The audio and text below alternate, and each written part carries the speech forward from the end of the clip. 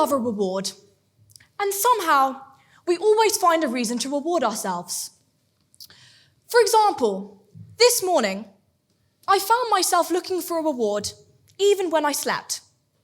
I told myself 5 more minutes of sleep in exchange for waking up as soon as the alarm rings again, or maybe after the next, or even the next. Or how about later on in the day, after my grueling 1-hour workout? I felt it was time for yet another reward. This time, I found it in the biscuit tin. Any of you know the feeling?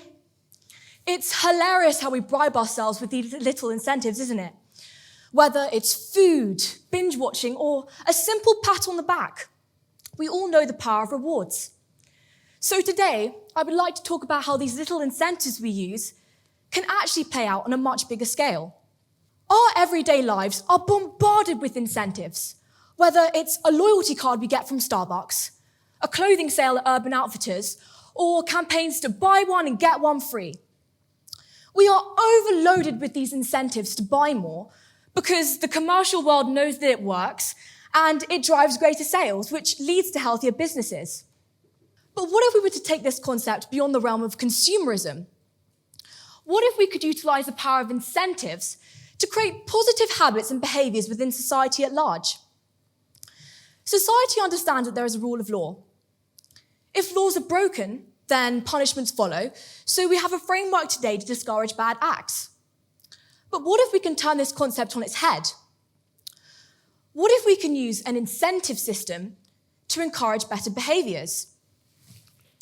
In China, from 2014, a social experiment has been underway in 43 cities, creating the blueprint for social credit scoring. It is widely believed that the concept is designed to identify individual behaviors as acceptable or unacceptable, and points are awarded and deducted based on each person's behavior. For example, those with high scores and hence good behavior, such as regular exercise, donating blood, and looking after the elderly, would receive rewards such as employment to tax breaks and priority for school admission. Conversely, those with low scores and hence bad behavior, such as excessive video gaming, poor driving habits, and engaging in controversial discussions, may face restrictions such as travel limitations, slower internet speeds, challenges in purchasing property, and even reduced access to certain healthcare services.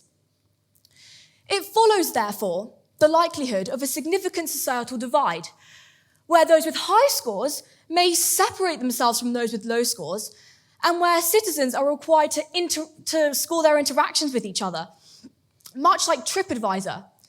Then one can easily see the range of issues ahead. Currently, it is estimated that up to 10 million citizens and companies have been blacklisted in China because of this system. So the question is, should we have a problem with this? The inclination when answering this question is to follow what we know and understand in the West, but that is a limited perspective on the question, since we must look at this through both Western and Chinese lenses to achieve a fully balanced understanding.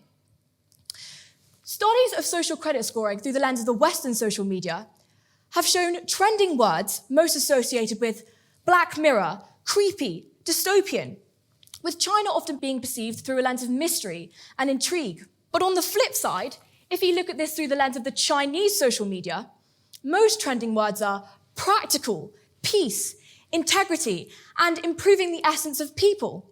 Western reports associate the scheme to disadvantage citizens with bad behavior, whereas in China, it's associated with business environment, working together, and improving the quality of the person.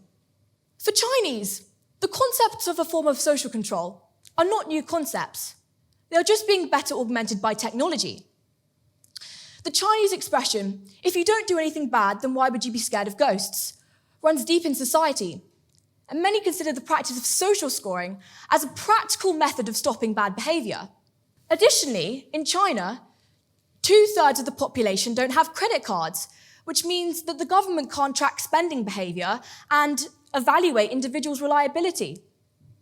Social credit scoring allows large swathes of the population to leapfrog this problem through technologies like WeChat, their WhatsApp equivalent, and Alipay to create a much more equal opportunity. Alipay has a system called Sesame Credit, which builds up a picture of who you are based on your purchasing habits. And if you supply the system with more attributes, such as educational qualifications, it leads to higher scores. This leads to loans and credit and is a net benefit for large parts of society previously left behind. Back to the Western world. In the UK, are any of you aware that you have an Uber score? Mine is 4.72 out of 5. I just found out, according to their rating system, this shows I'm normally punctual when the car arrives. I show courtesy. I show concern for safety. Am I remotely worried about my life being controlled? For me, no, not at all. I'm just interested in how I can get this number up to 5. And if I do so, will my Uber be prioritized and will my Uber be cheaper for me? Maybe some of you feel differently. Additionally, life insurers in New York are allowed to make decisions about their clients based on information found on social networks. Also, the car insurance industry incentivizes its customers by offering reduced fees if the customer allows them to track and monitor the quality of their driving using what's called a black box, a small GPS tracking device that is physically installed in your car.